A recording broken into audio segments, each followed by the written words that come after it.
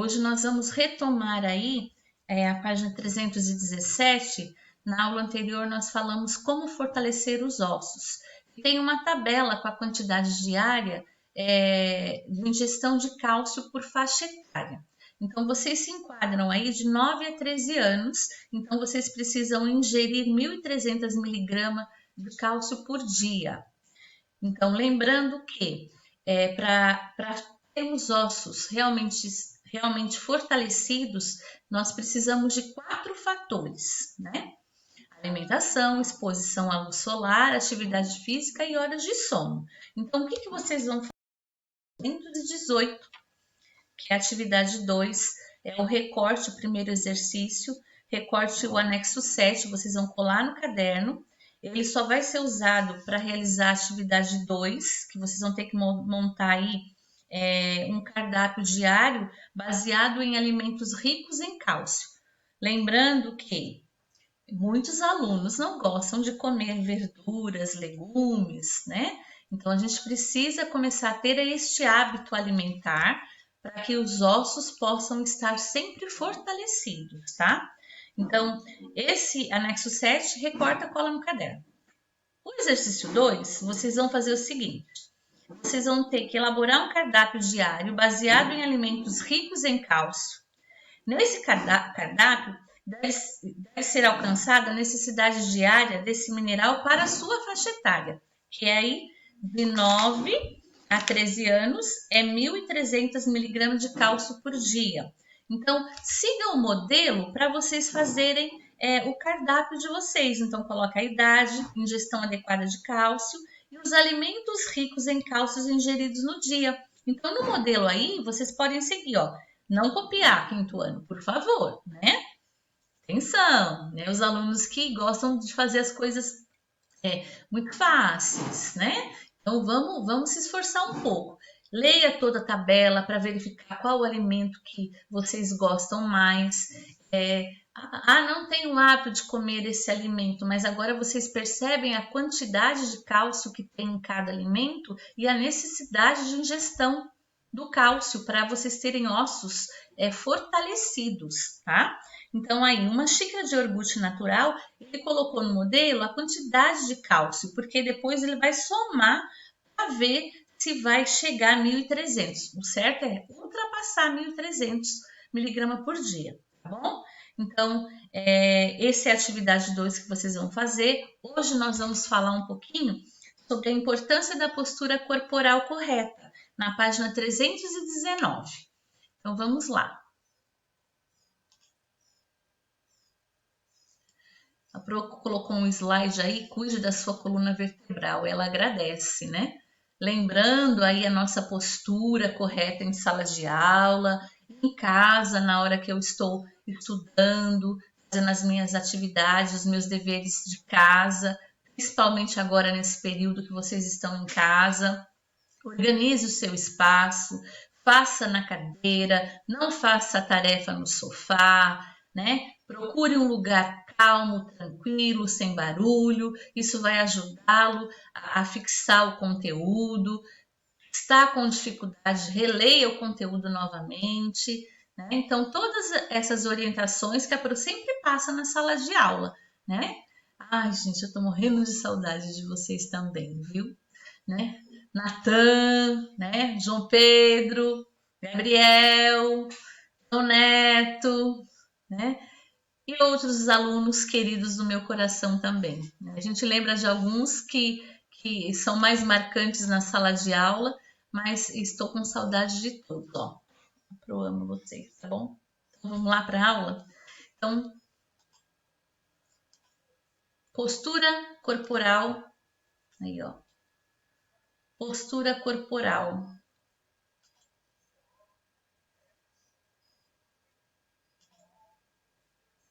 Correta.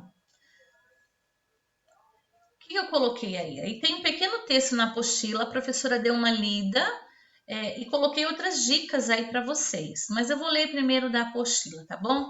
A coluna vertebral do ser humano é formada por 33 ossos curtos. Nós chamamos de vértebras.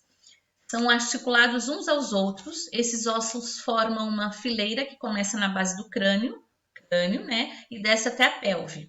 As vértebras, que possuem a forma de anel, elas se encaixam umas sobre as outras, como se fosse uma pilha de ossos. Esse formato possibilita diversos movimentos, como curvar-se para frente, para os lados, virar cambalhota, etc. Entre uma vértebra e outra, existe um disco de cartilagem. Lembra a cartilagem? Né? Aquela que nós, para não ter atrito nos ossos, tem a cartilagem para poder... uma constituição, na verdade, nas extremidades para que não tenha desgaste dos ossos. Então, nas nossas vértebras, nós também temos cartilagem. Tá? A coluna vertebral ela é fundamental para o nosso corpo e, por isso, necessita ser bem cuidada. Então, postura, né? Uma das maneiras de preservá-la é manter a postura corporal correta em todos os movimentos que fazemos ao longo do dia. Então, a postura corporal incorreta, principalmente na fase de crescimento, pode provocar dores e desvios na coluna, o que vai acarretar graves consequências para a pessoa. Então, se eu tenho o hábito aí de sentar com a postura inadequada, se eu ando meio corcunda, isso vai juntando, né? Vocês estão aí na fase, quase entrando aí na puberdade. Então, nós vimos lá as fases da vida. Então, quando chegar lá na fase adulta, na velhice, vai ter problemas, né? Então, dores na coluna, quem tem dores aí na coluna, é questão da postura incorreta. Então, fique atento. Então, aqui a professora colocou algumas dicas para vocês. Evitar o sobrepeso nas mochilas para não afetar a coluna vertebral. Atenção com as mochilas de rodinha. Elas evitam o sobrepeso, porém induz a postura torcida. Por quê? Eu fico com o peso de um lado, então eu fico meio assim, torcido, né? Que pode provocar alterações na marcha. O que é a marcha? É o caminhar, então vai ter um desnível na marcha. Procure manter a coluna alinhada e reta durante a execução de exercícios físicos, ao sentar, ao deitar-se ou simplesmente ao caminhar. Tá? Escolha um bom travesseiro, um bom colchão e calçados apropriados. Meninas, evite o uso precoce de sapatos com salto. Pratique exercícios físicos regulares de alongamento da musculatura das costas. Então, aí a professora deu algumas dicas, postura correta.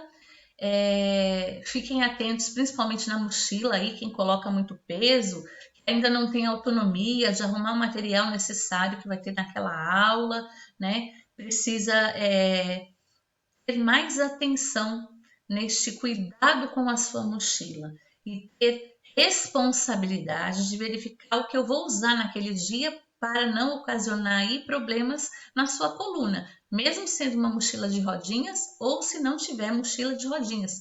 Normalmente as crianças quando usam mochila colocam só uma alça, então eu preciso colocar as duas alças nas costas, por quê? Equilibra o peso, tá bom? Então o que vocês vão fazer agora? Atividade 3, a postura corporal correta para cada situação. No exercício 2, vocês vão planejar, vão fazer um plano de metas que vai garantir a saúde de seus músculos e ossos durante essa fase do estirão de crescimento.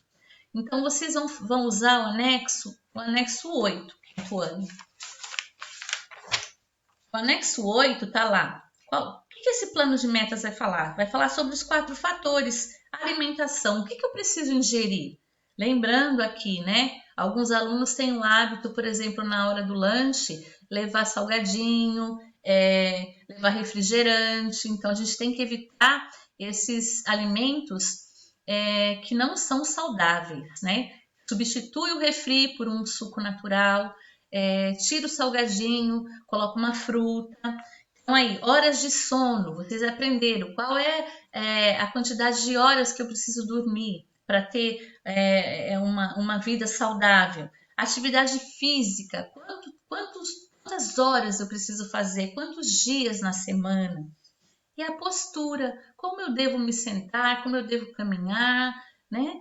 Tudo isso que nós falamos. Então, vocês vão fazer aí um plano de metas para uma vida saudável, usando aquilo que nós já estudamos.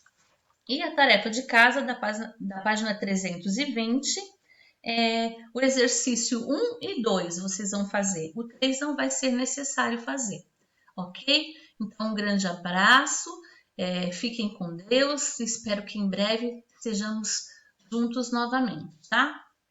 Um beijo para vocês.